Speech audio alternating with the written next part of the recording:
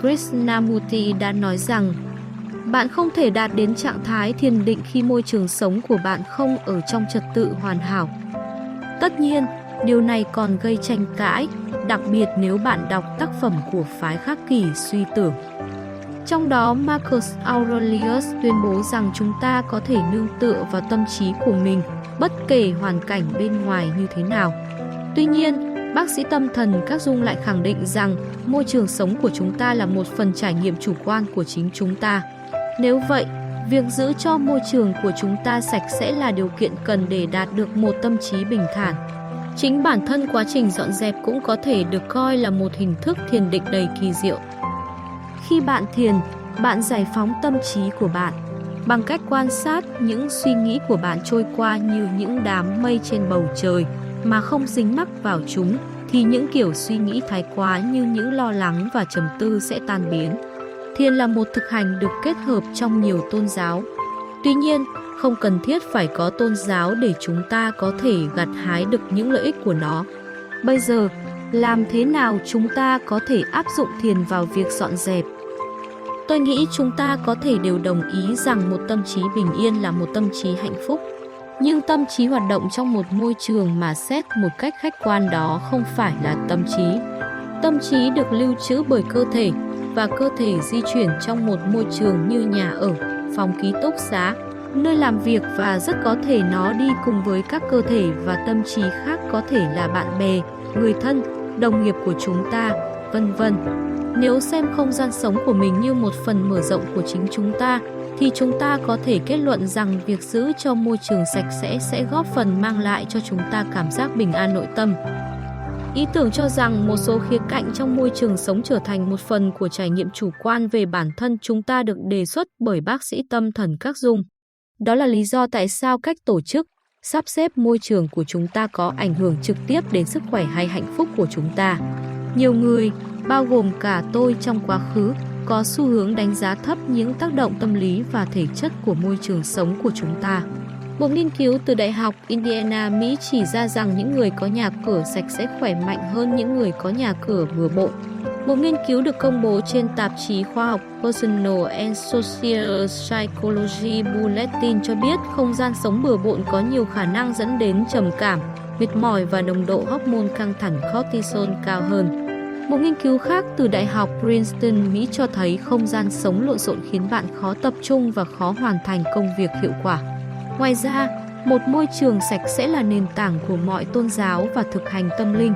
Ý tôi là, bạn đã bao giờ nhìn thấy một nhà thờ, đền thờ hay phòng tập yoga bừa bộn chưa? Chắc là không.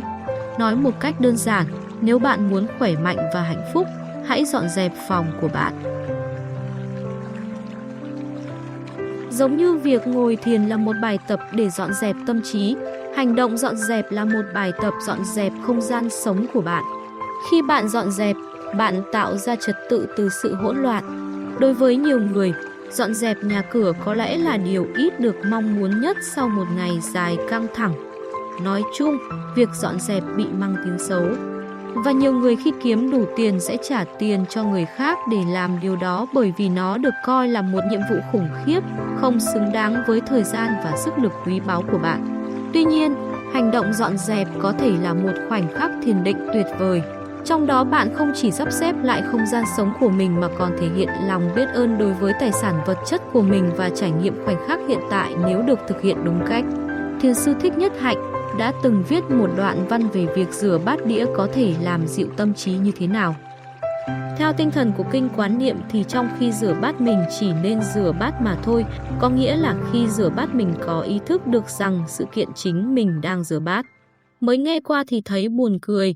Rửa bát thì có gì hay ho đâu mà tập trung ý lực vào đấy nhiều như thế. Nhưng quả thực tất cả sự hay ho là nằm chỗ đó nghe Thiều. Sự kiện tôi đứng đây rửa và rửa những cái bát này là một sự kiện mầu nhiệm. Tôi hoàn toàn là tôi, làm chủ được hơi thở tôi, ý thức được sự có mặt, ý thức tâm, ý thức ý và hành động của tôi. Tôi không bị động trong hoàn cảnh như một cái nút chai bị những đợt sóng trên mặt biển vùi dập và lôi kéo. Tâm ý tôi không tán thất trong loạn tưởng như một mớ bọt biển trên đầu sóng, tan nát thảm thương khi làn sóng đập đầu vào ghềnh đá. Trích từ cuốn sách Phép lạ của sự tỉnh thức, Thích Nhất Hạnh 1975. Theo cách mà thiền sư Thích Nhất Hạnh mô tả, bằng cách đắm mình trong công việc nhà thường ngày, bạn có thể tham gia vào một thực hành Phật giáo gọi là chánh niệm. Điều này có thể làm giảm căng thẳng, lo lắng và trầm cảm. Tiến sĩ Jordan Peterson khuyên bệnh nhân của mình nên dọn dẹp môi trường bên ngoài để chấn chỉnh tâm lý trước khi bắt đầu điều trị. Ông nói, phòng của bạn không phải là bạn, nó chính là bạn. Jordan Peterson. Điều này có nghĩa là nếu bạn muốn chăm sóc bản thân, bạn sẽ chăm sóc căn phòng của mình. Ngoài ra, hành động dọn dẹp là một trải nghiệm về sự tiến triển từ hỗn loạn sang trật tự, và chỉ riêng trải nghiệm đó thôi cũng có thể là một trải nghiệm rất mãn nguyện. Nó giống như sự hài lòng khi giải được một câu đố. Thêm chánh niệm vào hỗn hợp và bạn có một thực hành thiền định cực kỳ hiệu quả và hữu ích. Một mũi tên trúng hai đích, bạn giảm bớt đau khổ bằng cách tạo ra một không gian sống thích hợp và bạn sẽ có được sự bình tĩnh và yên bình khi làm điều đó.